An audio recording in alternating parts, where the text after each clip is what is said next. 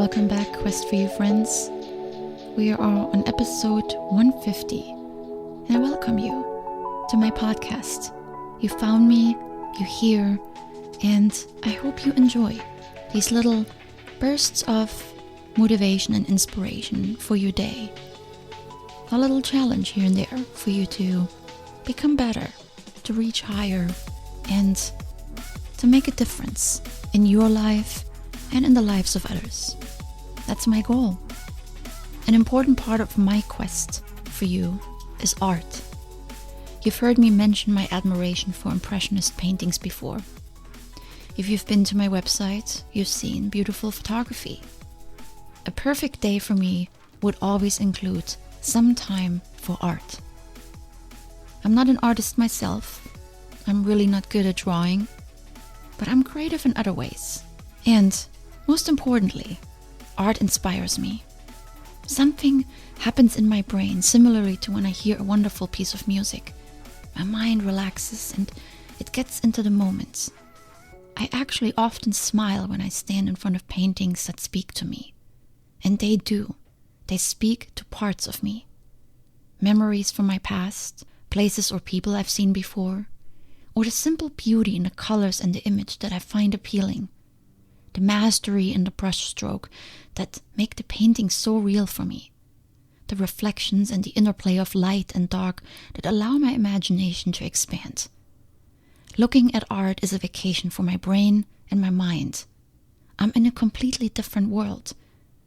And I always walk out inspired, motivated, relaxed at the same time, and happy. Art is good for me. And I believe art can be good for so many more people if they took the time and some patience to get more familiar with it. Looking at a still object in form of a sculpture or a painting is uninteresting to many people. We are used to different screens, rectangular like a painting, but with more action, quickly changing scenes and content created for us to keep us interested. Art requires contemplation and patience, skills we are not asked to use much anymore. But it's exactly those skills that can help us on our quest for a better self. Because the important events in life take time to unfold. They don't happen overnight. We can make our wildest dreams and hopes a reality if we bring sufficient patience. Challenging situations, pain and grief don't go away overnight either. We need to take the time to work through it. And art teaches this. Art asks us questions that allow us to pause and reflect. A painting that captures your attention is an invitation to a conversation. It's now your turn to ask, what in this speaks to me? Why does it appeal to me? What do I like about this? Why is this so beautiful to me? These are questions I ask myself every time I stand in front of a painting or a photograph. There are always some I don't like, or that simply just don't connect with me. And maybe not that day, but maybe another day, and maybe never. I don't like all art. I have favorites. But the best part is when I discover something new that I didn't know about before and that captures me. And this happened yesterday when I went to see a small exhibition with paintings from Gustav Klimt. I knew of Klimt. His most popular painting, titled The Kiss, you might recognize as well. Colorful, explosive, lively. But there was much more I didn't know about him that amazed me when I saw it. I will not bore you with the story of his life. You can read about it online. But I want to share some insights with you that I walked away with yesterday that I think might be of interest to you. One, we can learn from art. Not only admiring the beauty, but by understanding the context in which it was created. The artist's life, historic events and special circumstances, the time and the motivation behind the piece. And two, and even more important, we can apply the learnings to our life. Art doesn't have to be confined to a remote place that opens 9 to 5, Tuesday through Sunday. The conversation doesn't have to stop in the museum. Art, like books and courses, teaches us important lessons we can take home and apply to our life. Artists were people just like us and struggled with some of the same issues we deal with today. And even more so, if you think about it, we have entire buildings dedicated to the works of people that lived hundreds of years ago. The chance of this happening to our work is very slim.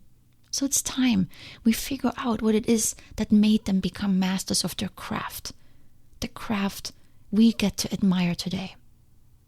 So, here is what I learned from Klimt. The term that came to mind as I read about his life and looked at his work is change. Klimt was a man of change. He initiated change. And when the new change no longer met his needs, he changed again. And this reflects in his outstanding work. So I have several takeaways. Number 1, become a master at your craft. Klimt was born poor, like many artists of his time. However, he didn't let that stand in the way of becoming Vienna's most renowned artist of the era. His talent, which he displayed since early childhood, led him to attend the Vienna School of Arts and Crafts on a full scholarship, which was quite an achievement in itself. And then Klimt received a conservative classical training that he readily accepted. He started out as a decorative painter of historical scenes and figures, and he received quite a few well-paid commissions, which was very unusual at the time. Artists at that time usually were very poor. He became recognized early on because his work spoke for itself. We can do the same. Talent is only part of the equation, and talent can simply be a passion. But without pursuing it, it won't ever turn into a craft. So develop your skills, go after your passions, and work hard at becoming the best. And don't worry so much about what that is, just go after it. And then let your work speak to others. My second takeaway: don't allow pain to distract from your craft. Let it energize you. The personal tragedy of losing his father and his brother in the same year had a major influence on the course of Klimt's art. He could have turned away into depression, working only for money to stay alive, but instead, he began to question the norm. He looked forward and experimented with new forms of expression. His quest began for a more personal style, one that would allow him to communicate his thoughts and feelings in a more direct way. Remember when I said art speaks to me? It's the artist that communicates through his art with us. I stood in front of a painting called Two Girls with Oleander.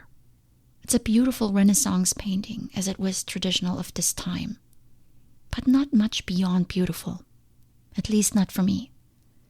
But then I look at paintings of trees. Specifically, they were firs. He only painted the stem, dark, almost somber, all in a brownish tone. Not much color variation, no beautiful faces, simply trees. But so much room for imagination. What was he going through? What led him to spend hours in the woods painting trees, all looking the same? I can see the change in style happening just by comparing those two paintings. Maybe it was his way of coping with the tragedy which had occurred a few years earlier. Maybe he sought solitude, away from the big city, to work and experiment and to learn. Whatever your passion is, don't forget about it despite the things that might be happening in your life. It may be exactly your ability to paint, to sing, to dance, or to teach that gets you through it much quicker. Takeaway number 3, to see change, you have to make it happen. How often do we read quotes similar to this one? A lot, right? Because we see that it has been done again and again throughout history and every day today. When people don't agree with the status quo, they can complain, they can live with it, or they can take matters into their own hands. And that's also what Klimt did. Dissatisfied with the Habsburg Empire at the time, along with the traditional academic style of painting that the era represented, he set out to go on his own path. Seeking personal artistic freedom, Klimt, along with a group of like-minded artists, resigned their membership in the Vienna Artists Association, and they founded a new organization known as the Vienna Secession. You probably heard of it. and the focus of the group was to support young, non-traditional artists, bringing international art to Vienna and exhibiting the works of its members. The secession movement was so significant because it finally allowed artists that didn't want to paint in the traditional style an open forum, exploring the possibilities of art outside of the confines of academic tradition. It represents artistic freedom. Above its entrance was placed the phrase, der Zeit ihre Kunst, der Kunst ihre Freiheit, which means, to every age its art, to every art its freedom. Despite the scandal that this caused among the academics, despite Klimt going against the norm, his success did not incline. In fact, this time was considered his best known and most successful period. Initiating change often pays off, especially if you have good intentions and you're trying to support a bigger cause. And my last takeaway was this: allow your work to be inspired by those that inspire you. Inspiration is all around us these days. But what do we do with it? Influences on Klimt show all throughout his work. Klimt's father was a gold engraver by trade. You will see gold appear in many of his most popular paintings, including The Kiss. Klimt was also inspired by Italian mosaics he saw in Ravenna.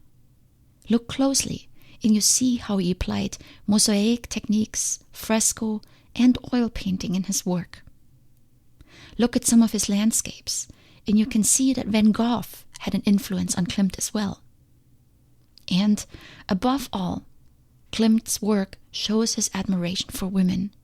Some of his most beautiful paintings feature women.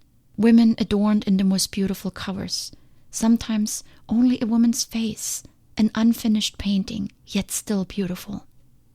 Women who during this time didn't have much of a voice in society.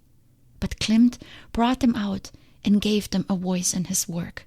His work displays the female body, beautiful faces, and some are marked by frank eroticism. In a rare writing called Commentary on a Non-Existent Self-Portrait, he states, "I have never painted a self-portrait. I'm less interested in myself as a subject for a painting than I am in other people, above all women. There's nothing special about me. I'm a painter who paints day after day, from morning to night. Whoever wants to know something about me ought to look carefully at my pictures." And that's exactly what I did yesterday, and he's right.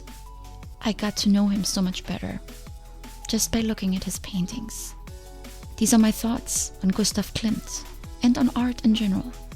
I'll share a little bit more about art. There's many artists that I admire and adore and could record episodes about, and probably will in the future. Maybe I inspired you a little bit with my takeaways, with Klimt or art in general, and maybe you will make some time for art in the coming days. Much love. Until next time.